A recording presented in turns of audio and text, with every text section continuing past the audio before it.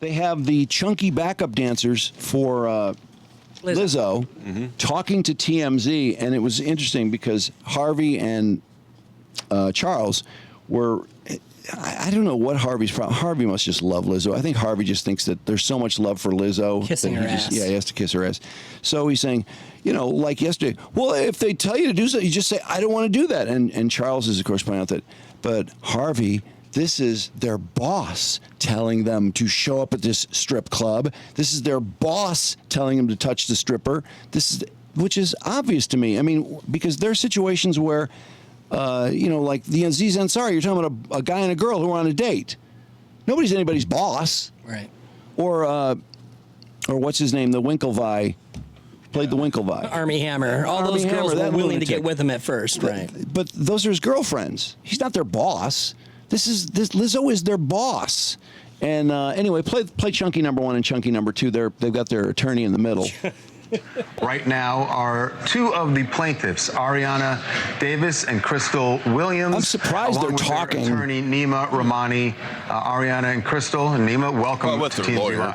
Thank you. Look at the smile on his face. So what I'm interested in here, because I've read the lawsuit, I know what you folks are alleging here. There's a part of it where you say that you're afraid if you asked for certain things, there'd be some kind of retaliation. Or if you didn't go along with.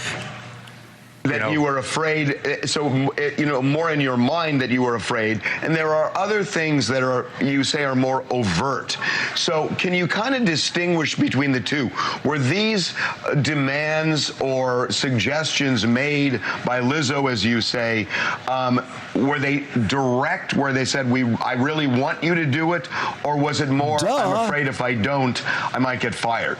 Well, I'll start from an attorney perspective, and then I'll turn it over to Crystal and Ari. But, under California law, of course, the reason sexual harassment is unlawful is there's a presumption that the employee can't say no. The reason I can't be a creepy boss is because if I ask someone out on a date, they may feel pressure to say yes, or they might lose their job. And that's exactly what happened here. But why don't you guys go into some of the facts of the case? Yeah, I can't believe he's letting them talk. For both of us, there was like this always looming feeling of thinking that if you didn't do something or you didn't adhere to certain suggestions or demands that your job could be in jeopardy. I mean, there have been specific instances, for example, whenever we were in contact with our agents and we were trying to negotiate receiving a retainer while we were working with the team, things kind of started being more tense in the work environment, more hostile. So right off the bat, we kind of already felt like the energy was shifting. Number 2, Chunky number 1 on the left was shamed about her weight, I'm going to guess. Retainers began. We got an email before one of the shows, basically from her, somebody from her management team saying that the way that we have been acting was unprofessional and the attitudes that we were exhibiting on the job was unacceptable and that it could be grounds for termination. And that's just one specific instance that we went through in regards to working with the team. Yes, and I will say that did happen right before a show, and we had to then go on stage and be like, she's pretty big, happy and be performers. But there is so many instances where dancers who did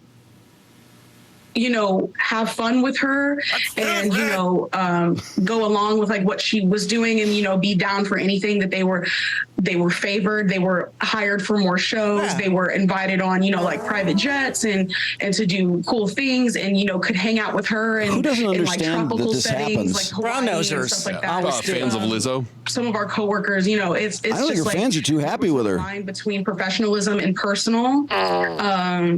And so we had in our minds that if we weren't, down for anything, that we would then be ostracized later. It was this unspoken thing in the camp that if you weren't super fun, like if you like skipped out on all of the outings and all that stuff, that you wouldn't be seen in good favor from Lizzo, and that you would then not be considered like one of the people that is like cool and down for anything, and then therefore not be booked for as many jobs. So yeah, You take forever to say nothing. no to certain things. I think that is a question that technically I still you could can't say, get over the attorneys letting them yes, we talk could this say no, much. They're but pretty well also spoken, though. Yeah, there was such They're really a power pretty good. dynamic involved. They know what to say and and what I not to don't say. They're- think like you Power said, tell- dynamic. That's like you all said, you have tell to the say. facts. Yeah. Balance of power. You mentioned that there was some kind of a dispute over a retainer. When you parted company with Lizzo, when both of you parted company with Lizzo, was it just kind of happened? Were you terminated? Did you quit? How did the separation go? Yeah, for me,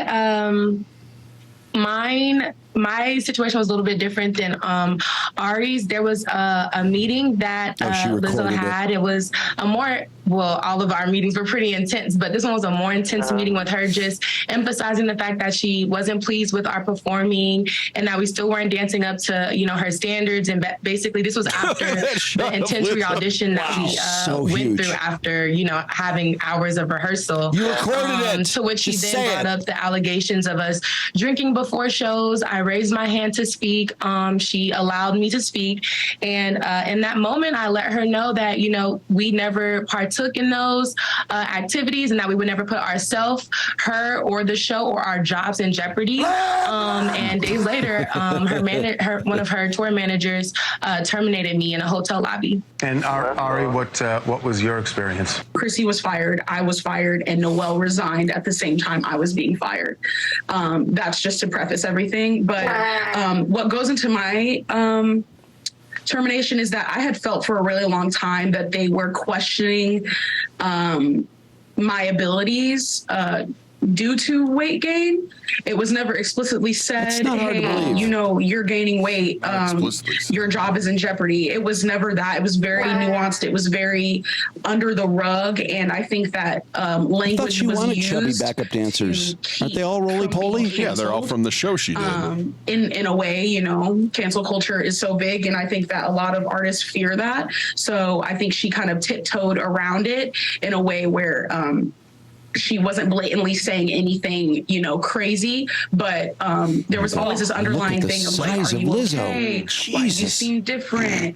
We can It's only see right through 260, you. Drew. Someone literally told about me Brandon's that we size, can a see little bigger. right through you. Someone being a choreographer, and that was right before a private meeting. That She's they really had taking forever to say nothing, isn't she? into Yeah. disguising it Did as you a order you race. something to eat? Yeah, whatever. We know you're not happy. Fine, So thanks. I could sum this up in a few words. That girl because she recorded stuff, and that girl because she gained weight. And and there are some girls Yeah, who are what'd you brown eat? nosers, and they got more out of Lizzo. Right, and they like going to the strip clubs Okay. and having fun. And All right. Lizzo seems to me, she sure sounds like somebody who maybe because she was gigundous, didn't have a lot of power growing up, maybe didn't Yeah, you know feel what? in charge of things. And then when she suddenly did because of her talent, she got a little drunk on it.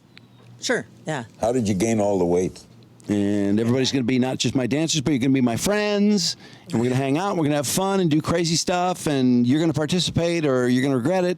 She ate like a pig. But it's kind of dangerous when you mix work with play. I mean, it's dangerous when it's a heterosexual situation. In this case, you know, when you're going to strip clubs and you're encouraging people to do stuff and you're somebody's boss, that's a recipe for disaster, isn't it? Potentially. I wouldn't know. You've never taken me to a strip club, Drew. That's true. And I would never encourage you or force you to touch someone, touch a dancer. Or get Or a hit by dildo. something that flies out of an orifice. Or to catch a dildo. I wouldn't. It's super unsanitary. You say request that that. now.